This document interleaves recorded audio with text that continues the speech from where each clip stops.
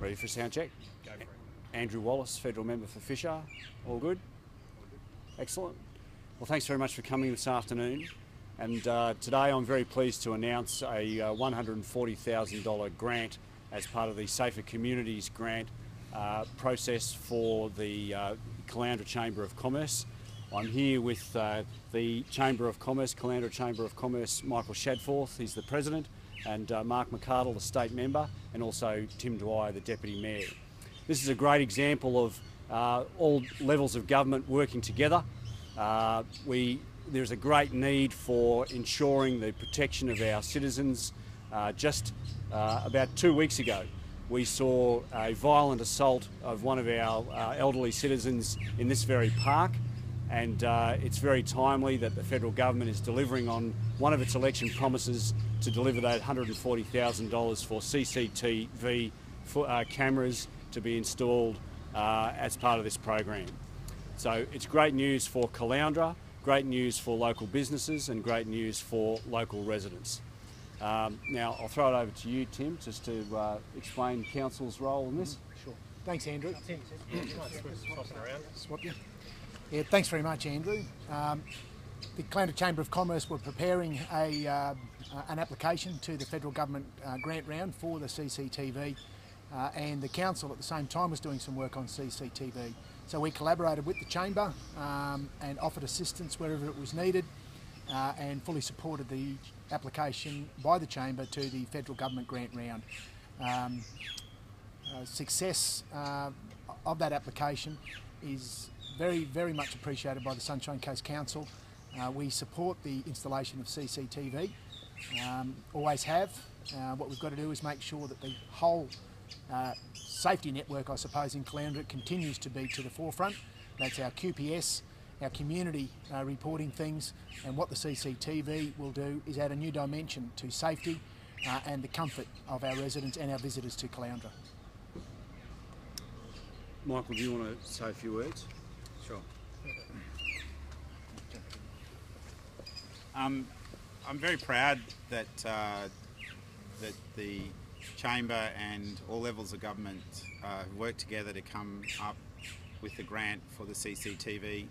Again, like the others have mentioned today, it's very timely as we go into a much more prosperous phase that we start to make sure that our safe record is kept intact. And along with, I know all of the gentlemen that I'm here with today, Caloundra's reputation as a safe and vibrant place is really important to maintain.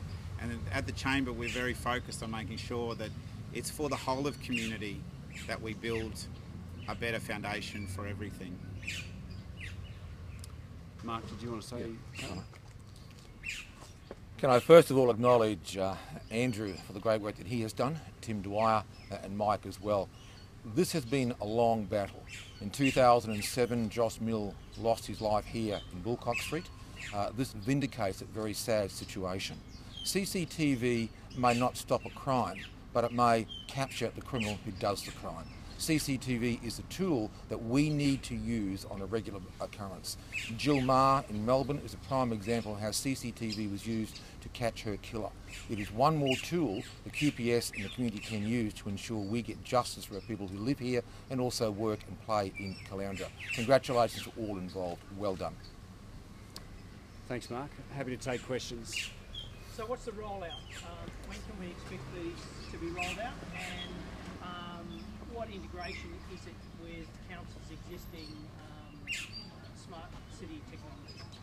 Well, the rollout for the cameras is essentially a matter between, for Council now. These 23 cameras that are being funded will essentially be installed on Council smart poles, connected to their smart wiring and their smart city system.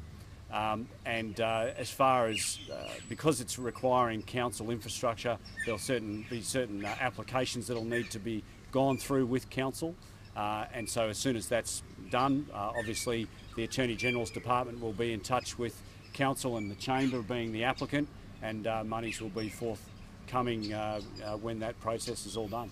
Andrew, I'm not sure whether it's a question for you or maybe for Tim, but are the cameras, are they monitored 24/7 or are they just used to record and then if there is a crime you can go back and fetch that data? My understanding is that the cameras will be maintained by council.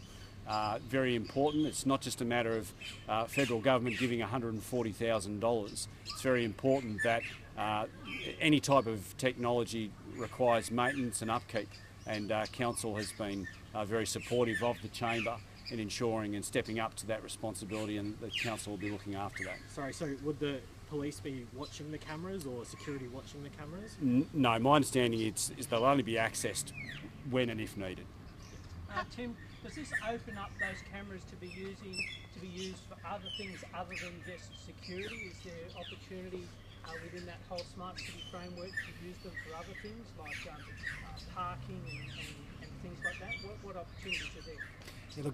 Yeah, look, certainly opportunities to use the cameras for more than safety. At the moment, we're already doing trials with regards to sensors and cameras for parking. We've had something on trial basis down at Bullcock Beach, allowing us to understand how full the car park is at Bullcock Beach. So it's going to be part of our overall smart city technologies in Bullcock Street, CCTV, Wi-Fi, parking. We've got bin sensors working at the moment, letting us know how full our bins are to see if we can save money on waste management as well. We've done some stuff on water efficiency. So we're making sure that the installation of these cameras is done in an integrated way. We do have some cameras already in place in the Cooma Terrace bus interchange, the parking station there. Our officers are aware of that, so we're making sure that the network speaks in an integrated way to each camera to each other, and then we'll make sure that anything further we do with any of the smart city technology, new technology, integrates well with the CCTV, and where we can get dual uses, we certainly will. What sort of technology is there going to be? Audio recording or face recognition as well, or just straight to visual? What sort of technology will the cameras have? You up with that at the moment? No, look, I can't make any comment about the type of technology or the functions of it, Scott. That's something that I guess that will need to be ironed out, but with council and the chamber. Are they just limited to the CBD, or is it beachside too, or where are you looking at putting these cameras? The application is primarily for the Caloundra CBD, so Michael may want to add to my answer if it's not fulsome enough, but the priority from the application was for the Caloundra CBD, and obviously places like where we're standing now, the Felicity Park and the off-streets. So council will be looking to do some further work through the smart cities technology and further funding allocations to see how we can broaden it and do things around Happy Valley, Bullcock Beach as well, and wherever else we feel it needs to be rolled out. We'll be continuing to work with the state and federal governments. Law and order is not a local government core responsibility, so we'll be continuing to collaborate with our state member, Mark, and our federal member, Andrew, to see, and the Chamber of Commerce, of course, wherever needed, to see what we can do to continue to make sure we've got the best infrastructure in place to allow safety, in particular, as Mark said, for crimes to be solved. That's going to be vital.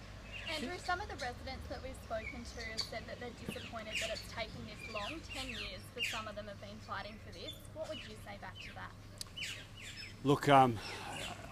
Look, I can't comment about how long something's taken. I've been the federal member now for 9 months, and I recognise that this is a very important part of security and safety for Caloundra residents. And CCTV is unlikely to stop all crimes from happening.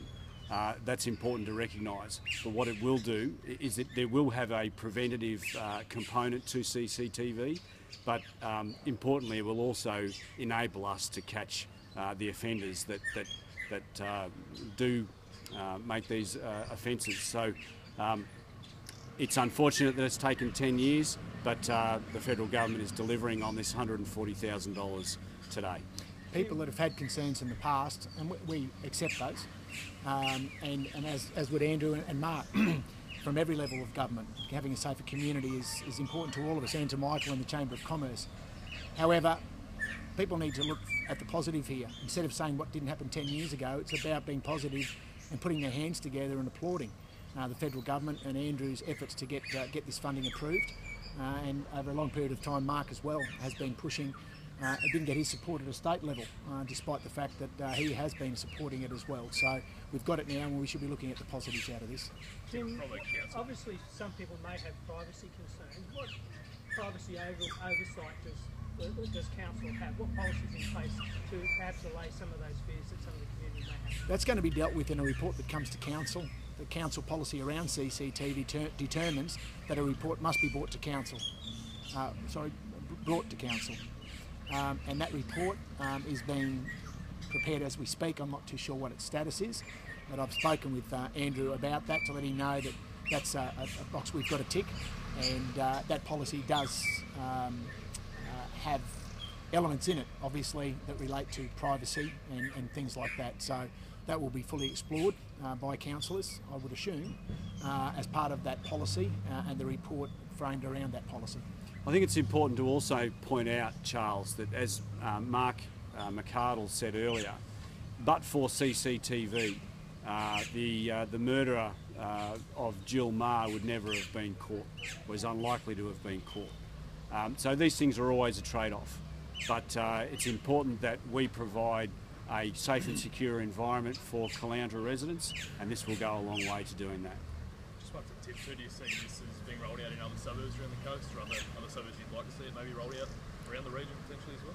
Yeah, look, Scott, I think it's horses for courses, and we've got to understand the use of ratepayer funds for a start, but also work with the Queensland Police Service and people in the community who've got an understanding of how things are in their local areas.